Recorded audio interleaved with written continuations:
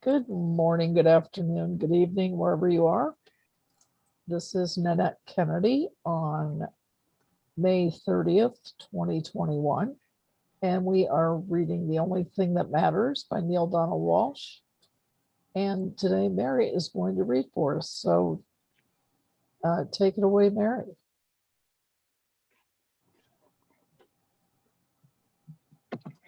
Okay, so as Nanette said, we're reading The Only Thing That Matters by Neale Donald Walsch. We're on chapter 3, page 10. It's important that you know what you know. You already know this.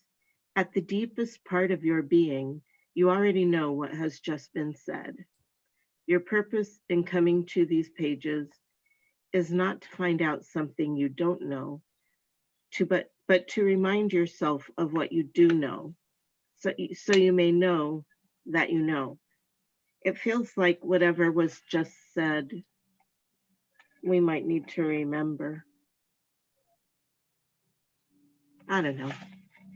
There's no obvious last sentence there. So, knowing that you know is a major step in living a life focused on the only thing that matters. You may have forgotten that you know what you know, but the very first remembrance brought to you here corrects all of that. The very first remembrance is that you know that you know.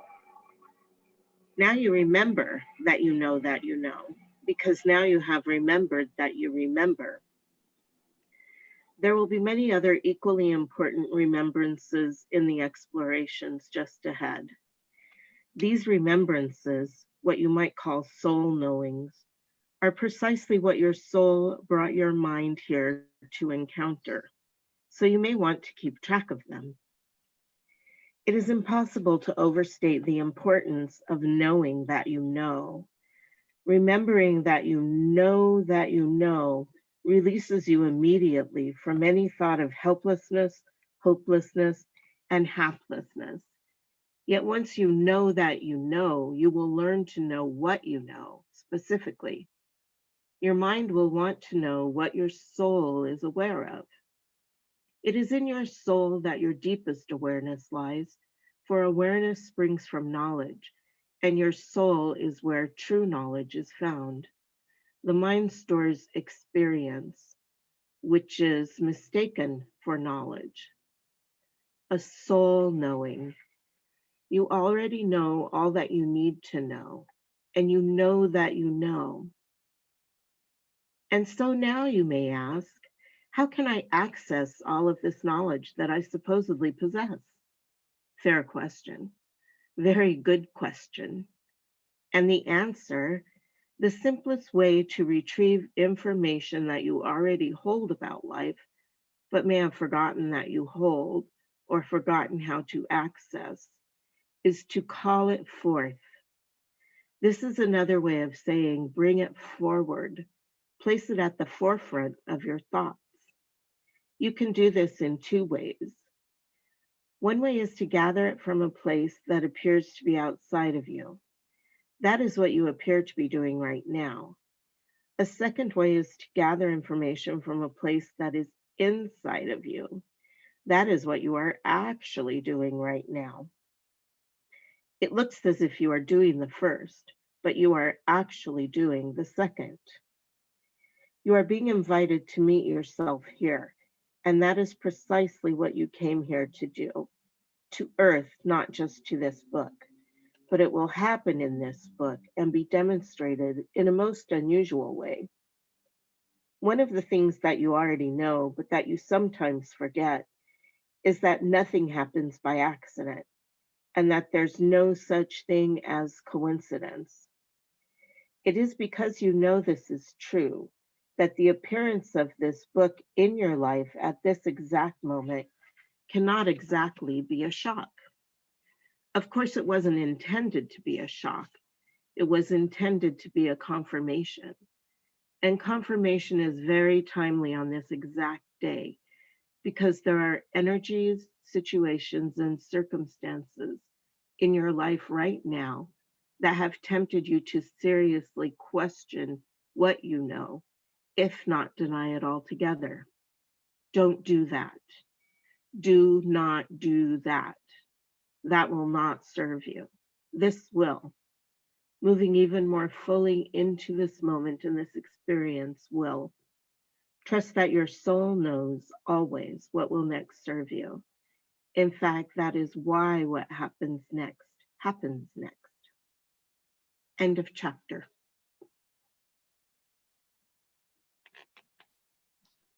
Any discussion? I want to say I really appreciated the reminder that I know what I know, because oftentimes in life I actually say I don't know.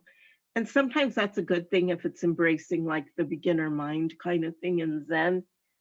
But sometimes it's just me feeling helpless and hopeless and hapless. So hopefully I will remember in the next time when I feel that way that I already have all the knowledge within me. Over.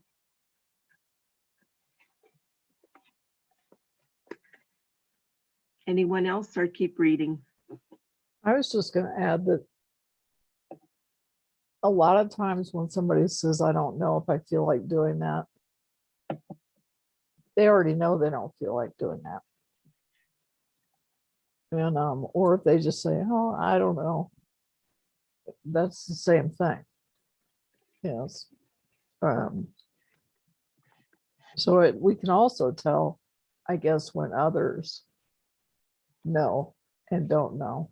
Not all the time, but that's my 2 cents worth. Yeah, it's an avoidance. Agreed.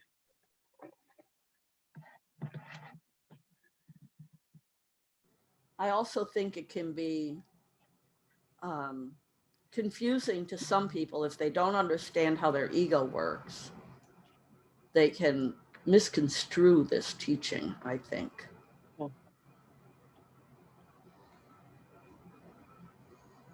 Well, do you want to elaborate on that? Well, I mean, I think that if you don't understand the background behind this teaching, you could take this teaching and you could just, say, well, I know, and it would all be this head thing going on as opposed to true inner knowing, which is completely different than this head thing that we think we know about, That's what I mean. Yeah. Good point. It kind of reminds me of when somebody says, why don't you guys meet me at blah, blah, blah later today? And somebody says, well, I'll try to. That tells me that they're leaning towards the I won't be there. And it's hard for us to be, I guess it's hard for us to be honest and just say, no, I won't be there today. I can't. And I don't mean can't as an excuse. Like maybe I really have something else I need to do that's been on my agenda that I keep putting off. Over. Or even just, I don't want to. I think it's very hard for us to just own that sometimes. I don't want to. I feel like I ought to want to. And as an introvert, I often don't want to. And it's easier to say, I'll try than just, I'm not going to make it because I don't want to leave my house. I also think, I mean, there are certain things I know I don't want to do from the get-go. And that's one if somebody says, oh, come out and look at this beautiful snake. I said, no, I don't want to. Beauty and snakes don't really go in the same sentence for me. And I wouldn't say I don't know. I would be a definite no on that. Right. So there are some things. there are other things that you don't know until you're really pushed, because I had a very big decision to make this week and I really didn't know, and I weighed it up and I discerned, I did all the things, and it was only at the very last minute when I had to make the decision that I knew I had that knowing. Yeah. I had to go right to the last minute. I think that's a fair thing to say. It's like, and it depends, it can depend on your mood at the time that you're asked to do something. If you're feeling like, boy, I really need to get this done, like, I'm going to clean out my closet, and I've been saying I'm going to do it. I've been saying I'm going to do it. So if somebody asks me to do something, for instance, after this group today, I've got to stick with my guns or I'm never going to get my closet cleaned out, because I've been saying I'm going to do it. And I keep saying, well, that'll be easy to put off.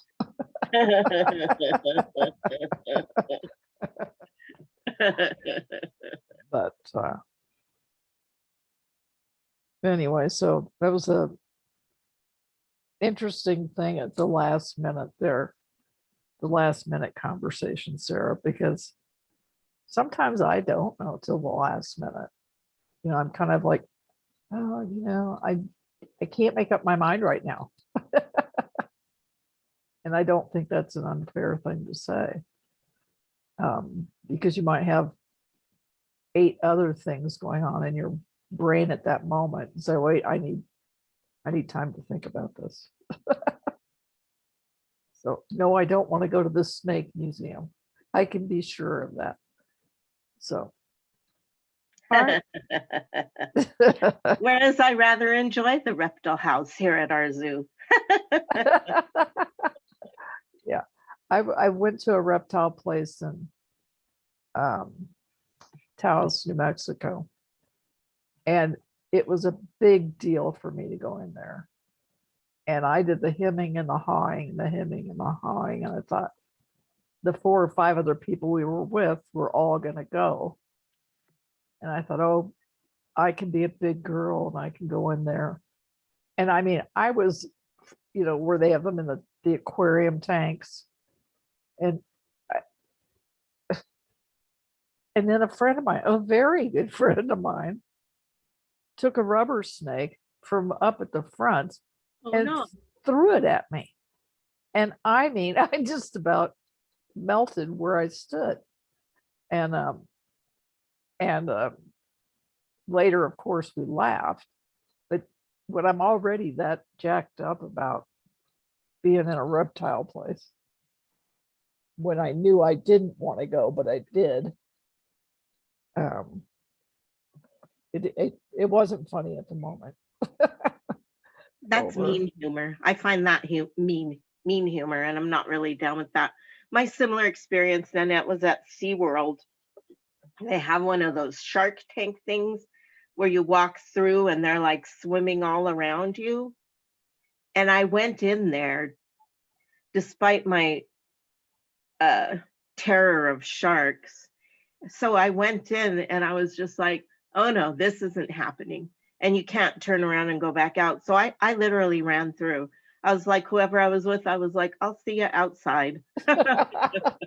And I just ran out. I think I may have been eaten in a previous life, but I have, like, there was a book with pictures of sharks when I was a kid, and I literally wouldn't touch the page to turn the page with the picture of the hammerhead shark. It was too scary. So, anyway. Well, I think what's interesting about this is, saying you do know about this chapter, I should say. You do know, and sometimes you go against I know I don't want to do this, but I'm going to do it because everybody else wants to do it. And you talk about I feel the same way about seeing snakes on it, especially if they're color pictures of snakes and it's that shiny kind of paper. Yeah. I don't want to turn those pages either. And I know that nothing's going to happen. I do know that. But It's not interesting. rational. Yeah, no, it's not. It's not Doesn't right. matter that, that the shark on the page can't bite your hand off. It's not rational. Yeah. Let us know if it does. So, anybody else? I think it's an interesting discussion, because if we remember that we're being breathed, right? We are divinity experiencing life through the housing that we inhabit. And so that's the knowing, right? That's where the knowing comes from. It's the knowledge that divinity provides us. And then when we're in these situations, it's really sort of like an argument between the physical housing being ruled by the ego and the divinity that's living through us, having the desire for the experience. Right. Yes. And I'm only going to say one more thing about snakes and then I'll be quiet. But I've been to South Africa a couple of times. And the first time I went, I was so excited I couldn't see straight. I could not see straight. I was in my office and I had a little TV in the office and I had it on and it was some talk show. I don't know what it was because it was more like a radio to me in the background. And they just happened to mention this story about a guy who was in South Africa, Kruger National Park, which was where I was going. And this guy had a python wrap around his leg, and they can't do anything because they're endangered species. And so there they were. You can't cut it off your leg. And I immediately, after hearing this on this show, went to my husband and I said, is it too late for me to cancel the ticket? Because I'm not going somewhere where I could be wrapped up by a python and you get a telegram or something saying, well, she's history. But he talked me down from that. And he said, the chances, but I because I knew I wanted to go, but that one little thing put a thing in it. Hi, Anne.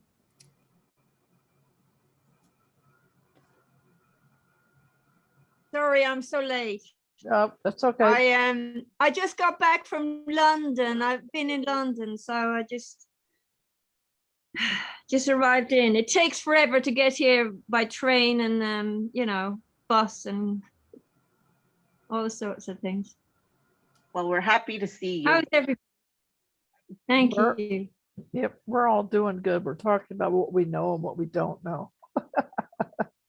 I wanted to say, related to what Linda Nanette just shared, that's a really good point about the conflict between the animal housing, which is scared, and the spirit, which wants all the experiences. Because my spirit definitely wants all the experiences. Like when people say, ooh, I would never jump out of a plane, I'm like, I really hope I jump out of a plane before I die. Oh. It's kind of how I am. I want to have all the experiences, but I also, like, especially when I was younger, I was so scared. And I remember when my friend invited me to go horseback riding the first time, I was a teenager. We were in high school. And I said no. And then I hung up the phone. And then I was like, what the hell? What's wrong with me? And I called her right back and said, yes, I want to go. But it's like that initial fear reaction happened first. And that happened in life other times. That's just the first time I was so aware of it. So I like having the clarity to see the difference between my soul, which is always like, yes, and my body, self, which is like, oh, but I'm little and scared because I could die.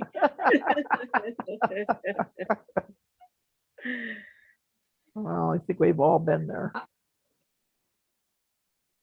My friend jumped out of a plane, Mary, with a parachute. But Yeah. he said the thing is, when you're on the edge of it, someone has to kind of put, like, you can't do that bit. Someone has to kind of push you out. It's, I think, something like that. I believe it. Is that sitting on the edge bit? Yeah. And luckily, but another friend of mine did it and had an injury, you know. So he used to love it because it's like flying, you know. But his parachute, something happened and he got stuck in a tree, and you know, but he's okay. But like, he had big injuries. Wow. So it is. I mean, we have to be sort of careful, haven't we? Yeah. We have to have respect for what you're doing. If I did it, it would be a tandem thing. They have these out here. So, you know, I'd be going with someone who knew what they were doing. It's the only way I do it at this point in life. Yeah. The phone is ringing. I'll have to go for a minute. Sorry. Okay. All right. Anybody else?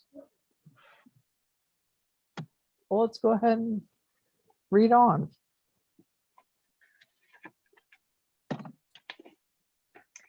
Chapter 4 on page 13. You're about to become an author. Now wait until you see what happens next. You're not going to believe what happens next. You're going to be writing this book. That's crazy, you could say. I'm reading this book, not writing it. Ah, yes, but wait. Magic is about to happen. Have you ever heard the statement, we are all one? Of course you have. You've heard it 1,000 times. But have you ever considered what it would be like if it were true? Not just conceptually, but actually, factually, functionally. Well, it is true. Actually, factually, functionally. There's no one else except you in various forms. To many people, this at first sounds way out and too abstract to embrace as a working notion of reality. Yet considered within a larger context, a very broad context, it might begin to fall within at least the outer reaches of the realm of possibility. Let's take a look. All of us are made of the same stuff, having evolved from the same first source. To use an analogy, when the ocean first appeared and then expanded, it was not created as something other than its drops. A drop of the ocean is the same as the ocean. It is the ocean in smaller form. No single drop is other than the ocean. All the drops of the ocean are one thing, the ocean. It would not therefore be inaccurate for one drop of the ocean to say to another drop, we are all one. The second drop would simply say, of course we are. Just because we have been singularized does not mean we are other than each other, nor are we other than that of which we are a singularization. We are all the same thing, the ocean in singular form. This is also true about human beings. We are all the same thing, simply individuated. We are not separate from that from which we have emerged, nor are we other than each other. A soul knowing, we are all the same thing, individuated. Now you might think, well, that's all very nice. That's a very nice model of the world, but there's no way to put that into practice in the reality of our daily lives. And it would be understandable if you thought that. We are, after all, appearing to be separate things, even if we aren't in fact. We are, to be sure, acting as if we are separate beings, even if we are all the same stuff. We are acting so much so that if the various parts of us told other parts of us that we think there is only one of us, the other parts of us would laugh at us. And if we insisted that we are all one, the other parts of us would do more than laugh at us. They would put us away somewhere so that we could not contaminate the rest of us. And if that didn't shut us up, well, they would have to take other measures. Why? Why all this ominous stuff that sounds as if it's coming out of a bad movie? Because the idea that we are all one upsets every apple cart in the world. It upsets our global economy for sure. How would we proceed? It upsets our global polity for sure. How would we proceed? It upsets our global society for sure. How would we proceed? And here it comes. Watch out now. It upsets our global theology for absolutely positively sure. How would we proceed? Everything we thought was true would not be true. Everything we thought was not true would be true. How would we be able to stand up for ourselves? How would we be able to fight for what is right? How would we be able to justify killing each other over what is right if we thought that we were killing ourselves over what is not even true? Okay, so maybe we should just drop the whole idea, erase the statement, we are all one. Forget we said that. Allow yourself to encounter this material as if someone else wrote it and you're just reading it. Maybe that's enough for the first sit down with this book. That's the safe way, and so it may be the better way, at least for now. Perhaps we can get back to this a bit later, like maybe 10 chapters from now, after more groundwork has been laid. Or maybe not. We'll see. No, wait, we have to. It's an absolute must because it's this awareness that creates the only context within which the only thing that matters can emerge as an experience in our lives.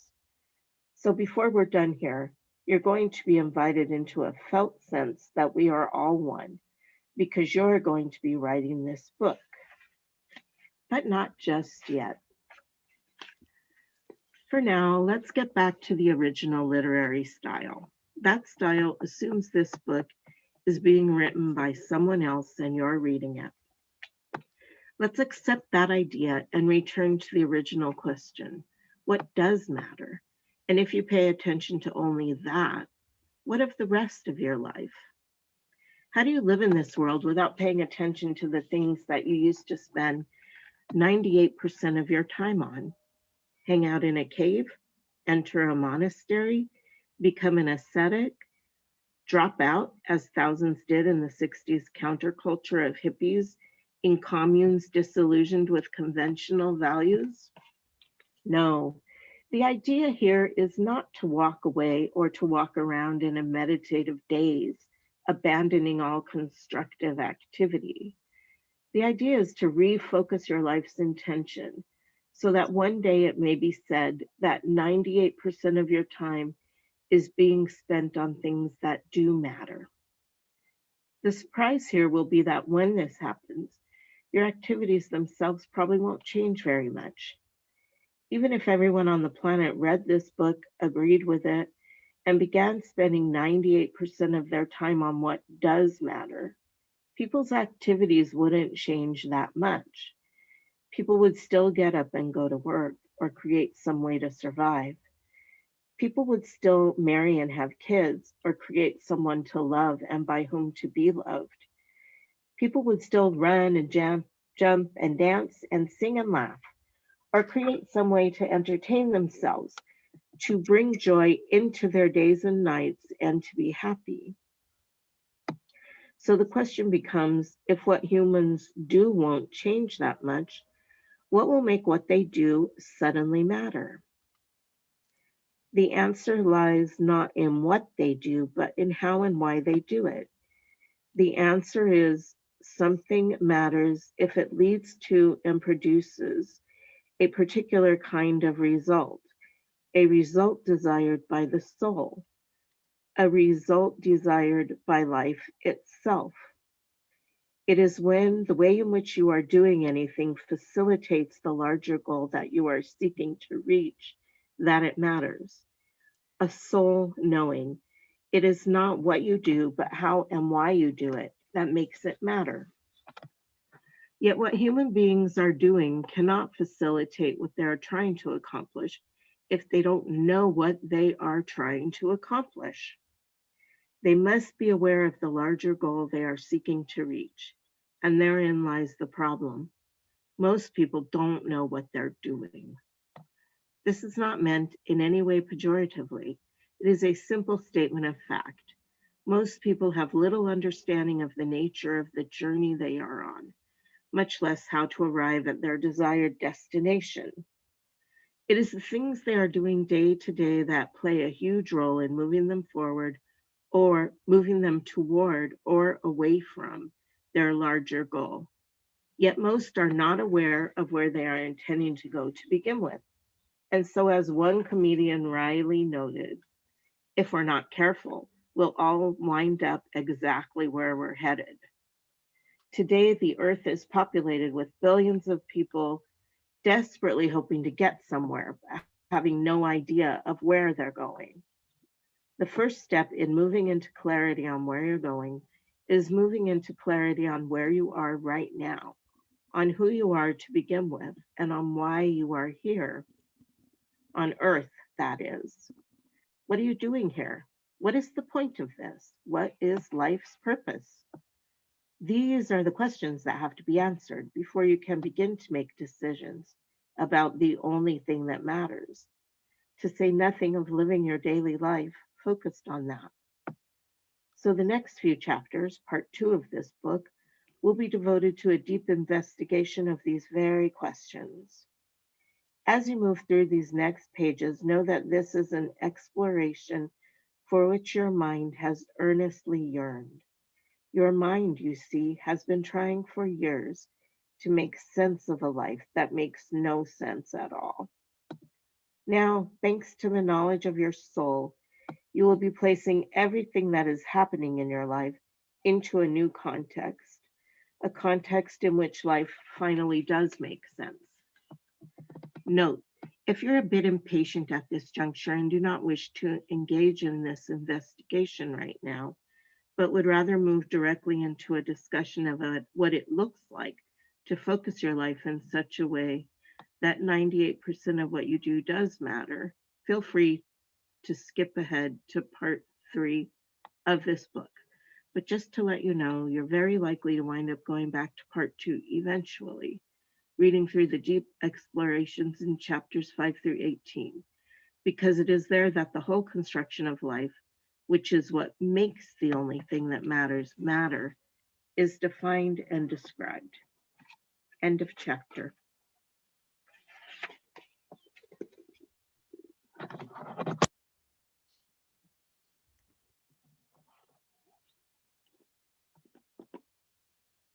Anyone?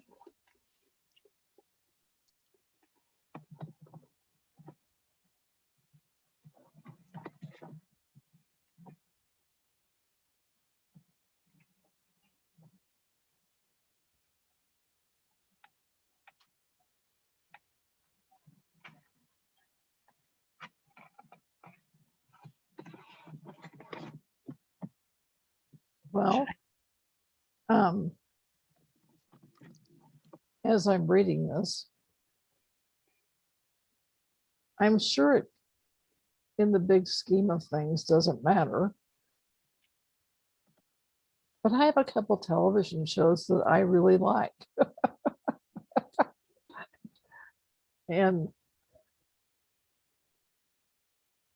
I would guess it's more than 2%.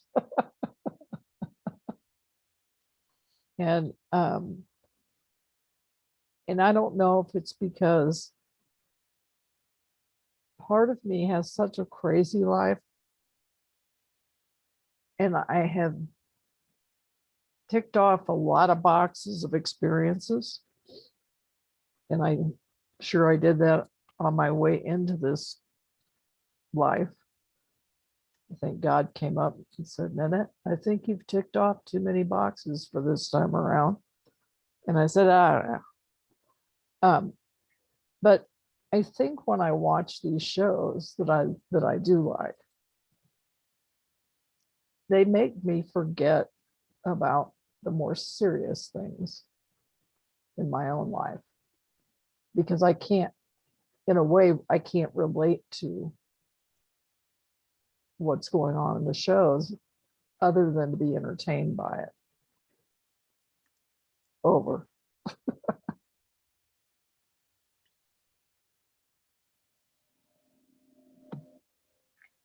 Well, it's like it says, it's less about what you do and how you do it.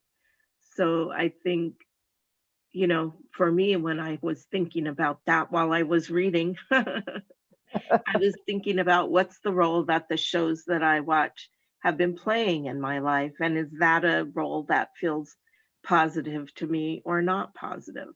Like, I don't think there's anything wrong with occasional escape into someone else's life via a TV show. I think for me, it's more about what's happening here. Because sometimes I've been watching lately, like shows with a lot of icky stuff in them that I didn't watch for years and years and years, anything with murder or anything in it. And I've been watching those lately, and I think it's partly just like facilitating the moving of some emotions, you know, some negative emotions that have come up in this period of life. And that stuff kind of helps me get that icky out.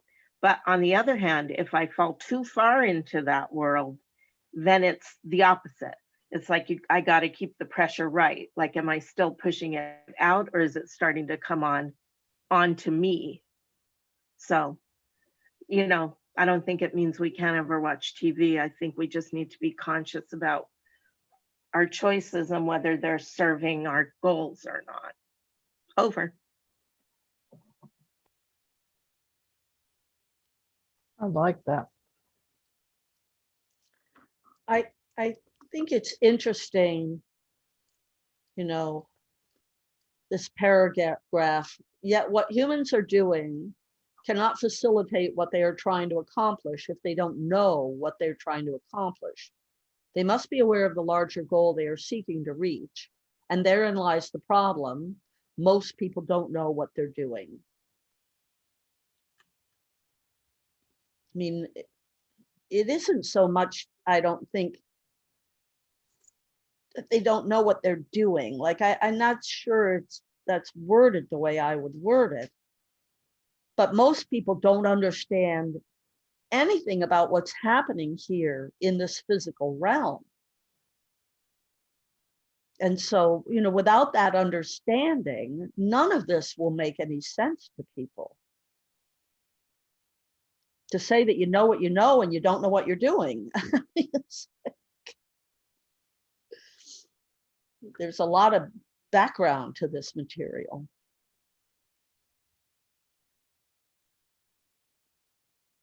But maybe, Linda, life teaches us anyway. Yeah. I don't know if you heard me. Maybe I- life teaches us, you know? Yeah, I hear you, Anne, and I agree. That there are lessons. Yeah. Yeah. But if people don't know that there are lessons, then they're not going to understand that what's happening is a lesson. Yeah. Yeah. And then it keeps recurring. But you know, something to speak into what Mary was talking about there. She's looking at the killing movies. The killing movies. I don't like any killing movies or scary movies because they live with me. If you know, they stay with me. But anyway, just a couple of days ago, I don't know where this came from. I must have been doing something. Anyway, this came to me.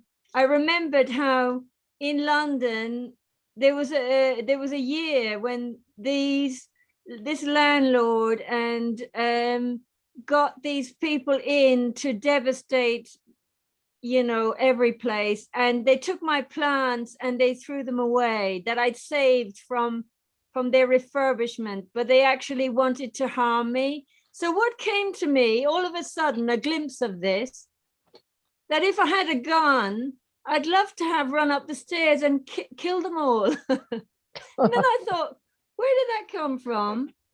And, you know, I realized that when you're disempowered, because I was like a woman on my own, and they had the run of the place, and they were determined they were going to make my life hell. So they did so much. And this thing came out of the blue. But what I realize is when you are disempowered, perhaps that does fuel extreme action. Because like, if I didn't have like a bit of conscious awareness about things, and I did have the ammunition to do what I felt would really, it would have been like really sort of made me feel like, well, you just can't do that. Yeah, so that's probably, there's probably understanding in that. When you're disempowered, you will go into the violence. Yeah, that's what, I don't know where I'm going off on a tangent here, but Well, that makes sense to me. Sorry, go on, Lynette. I was just going to say that makes sense to me.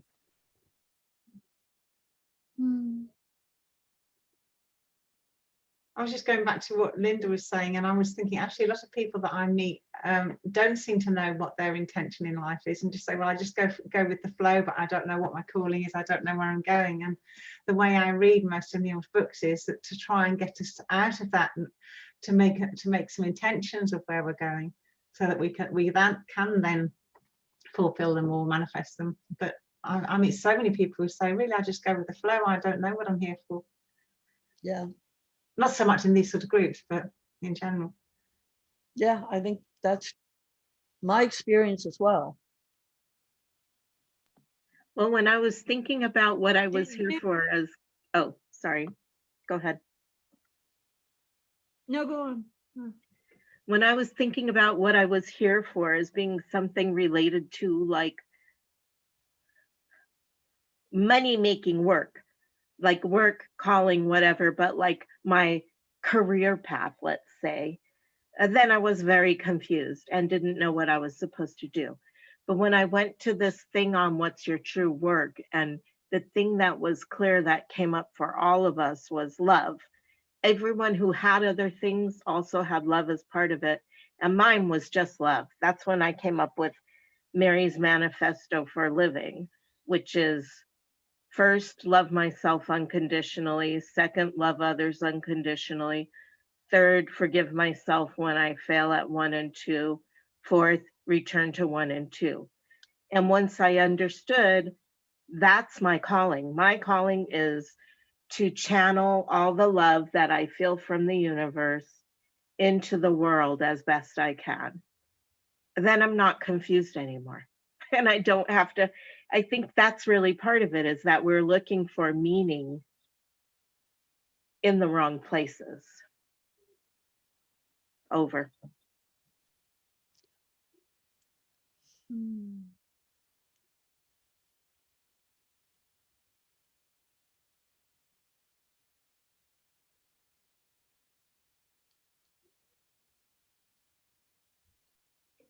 I woke up this morning, Mary, and in my mind was these words that everything is love. Everything is the whole of everything is a love story. And I thought, oh, that's really that's what it is then. So it's kind of what you're saying. But then to express it to ourselves and radiate it to everyone so that we create harmony with responsibility, I suppose. Yeah.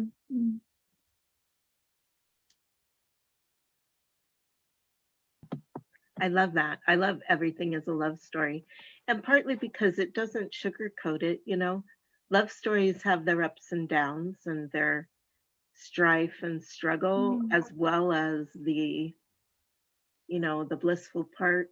And if God is love, which is my understanding, the life illuminating force is indistinguishable from that pure love from the last book we read, right? Then it all is a love story, right? I love that so much. Thank you for those words, Anne.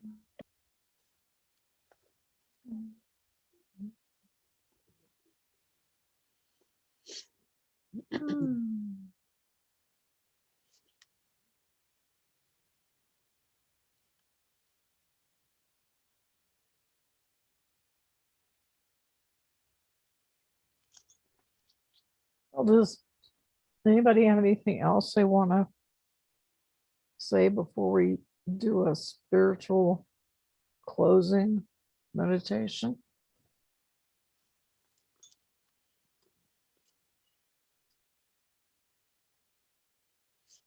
Which begs the question, who's going to do that?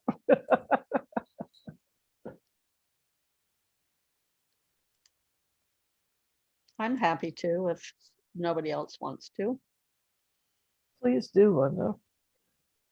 Okay. Thank you. So everybody just close your eyes for a minute and take a couple of nice deep breaths.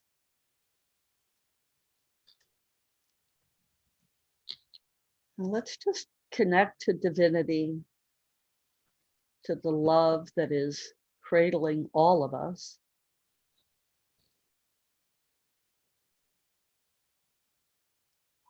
And let's allow that to flow into us.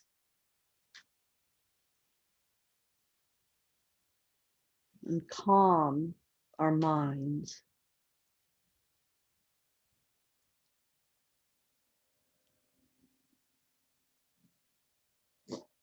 We go through so much of our day really living from our heads, figuring out what to do.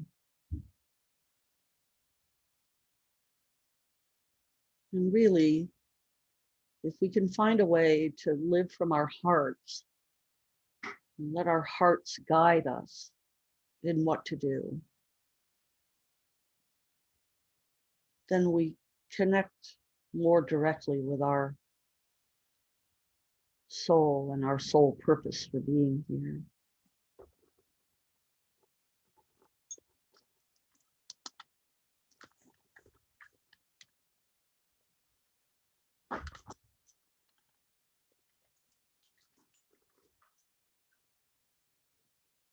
Just really feel into that for a minute or two.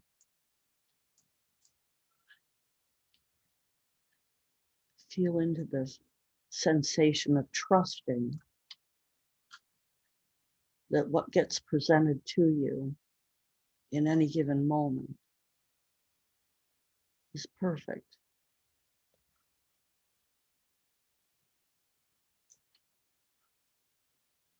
And while we may not know rationally what we're supposed to do in the moment, as this chapter says, we know, for this reading today, we do know if we tune in to our hearts.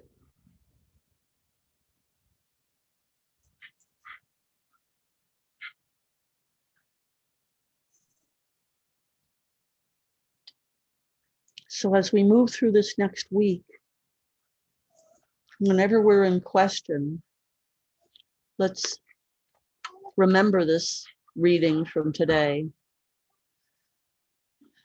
and just calm ourselves in the moment and just allow our feelings and our hearts to speak instead of thinking things through in our minds.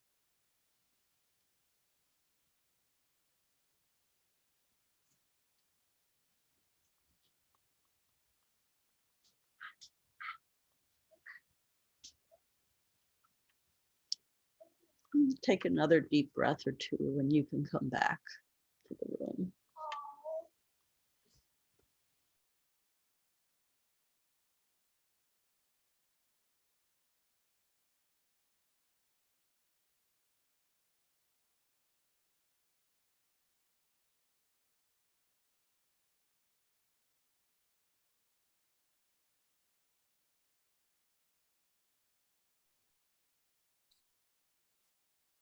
Thank you, Linda.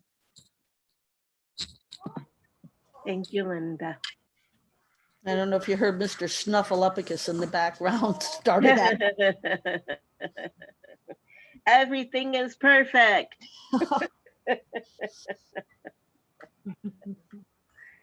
That's very nice. My silly little dog. Yeah, that was very nice. And I don't know if Viva will watch this today, with the recording. But I'm wishing her a happy Mother's Day. I don't know if it's Mother's Day all over Europe today, or if it's just in Sweden. I don't know. Yeah. But just want to know, let her know that I'm thinking about her. Yeah, I'm glad you brought that up because I was missing her.